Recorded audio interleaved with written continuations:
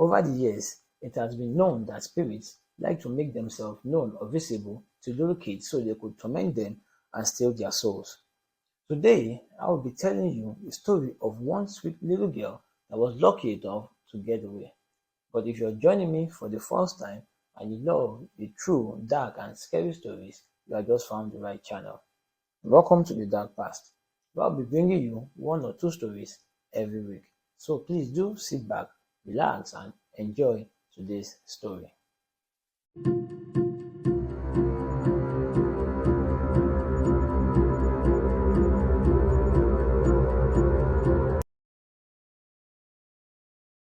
Laurel, Brian, and their beautiful daughter, Isabella Poremsky, who was 5 years old at that time, moved into a new house in Baltimore, Maryland.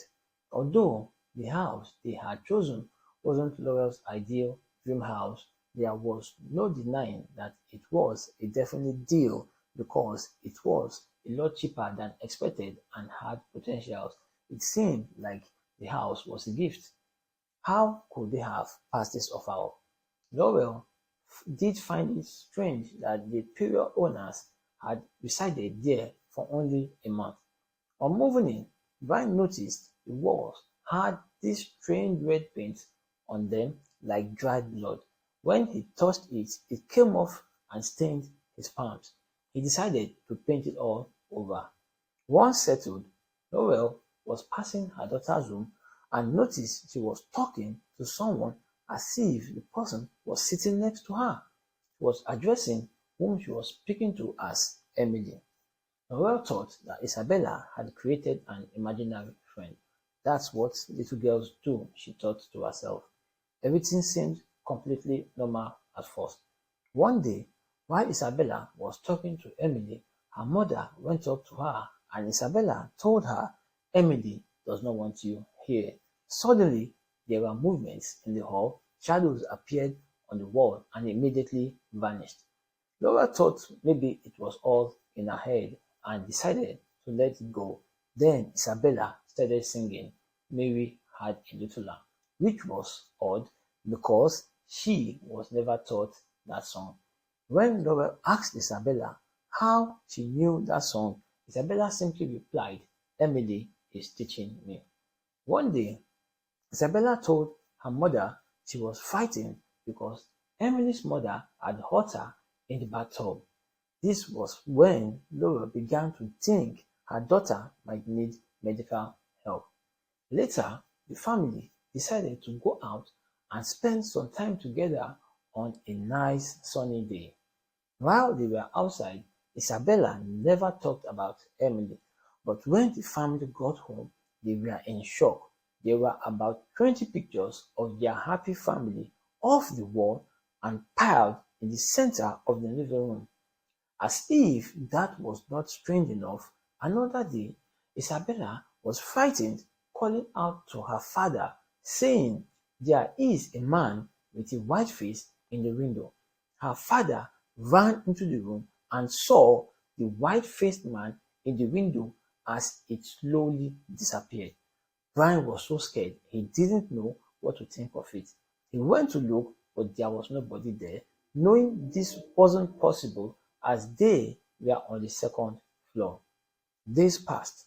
One weekend, Isabella was with her grandmother. Laurel and Brian thought this was the perfect time to redecorate Isabella's room. She redecorated it with a Wizard of Oz theme. It was so beautiful to the extent that Laurel's mother-in-law thought Laurel had paid a professional to come and do the job. They left Isabella to see her new room for only a few moments, but when Laurel went back into the room to get her daughter, she discovered that all the new furniture had been tossed around and some were even broken. This made her upset, yelling at her daughter, but Isabella said she didn't do it. We all know she couldn't have done it. She was just 5 years old, and it wasn't up to 5 minutes she left her alone in the room, and she also loved the room when she first saw it. That same night, during Isabella's bedtime, Isabella said something quite disturbing to her grandmother. She said, "Emily told me to go out the window and she will catch me." Her grandmother was absolutely shocked at this and told Isabella, "Please don't listen to Emily. If you listen to Emily and go out the window, you will die." When Brian heard of this disturbing news, he jumped into action and screwed boards on all the windows of the whole second floor. He was completely unsettled by his decision. He knew that by this being done, he was endangering his family. What if ever there was a fire? Few days later, another event took place that sent Laurel into fear. They had the basement, and Isabella had never for once stepped foot into it in all their time living there. She was scared to ever go down, and the doors were always locked.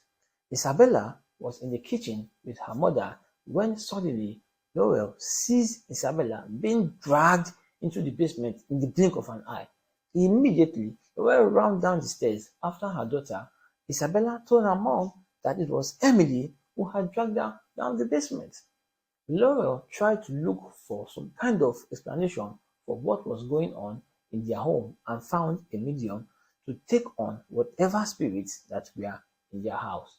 When the medium arrived and entered the home, she began singing, "Mary Had a Little Lamb," the same song Isabella had mysteriously learned weeks earlier.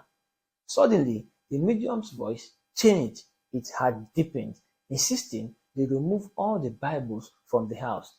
They had a total of two which they possessed and did as the medium had instructed. However, the medium kept insisting that there was still a Bible on the property. The couple frantically tore up the house to look for this unknown Bible. They ransacked everything. Finally, they found the mysterious Bible in Isabella's room. Then, to the Poremski's dismay, the medium referred to the spirit as a he upon discovery of the Bible.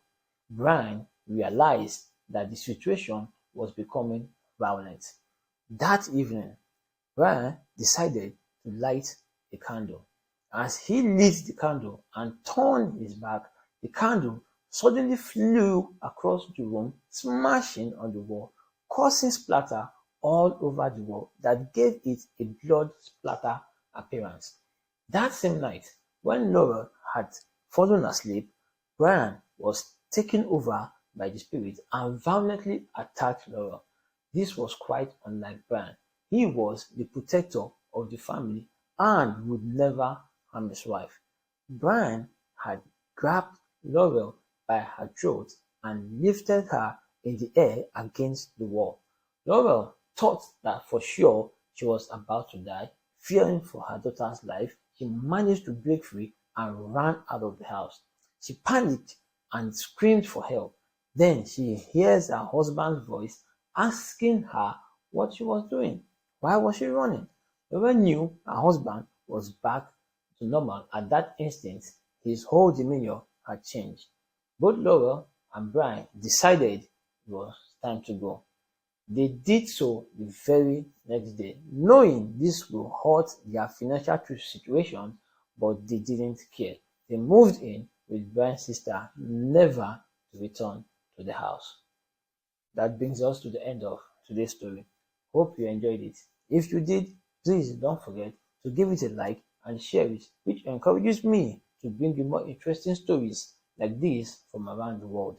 I don't know what media you are watching this week, but you can also find me on Facebook, Instagram, and YouTube. And please do not forget to subscribe to my YouTube channel and turn on all notifications so you don't miss any of my weekly uploads. Thank you. See you next time and bye for now.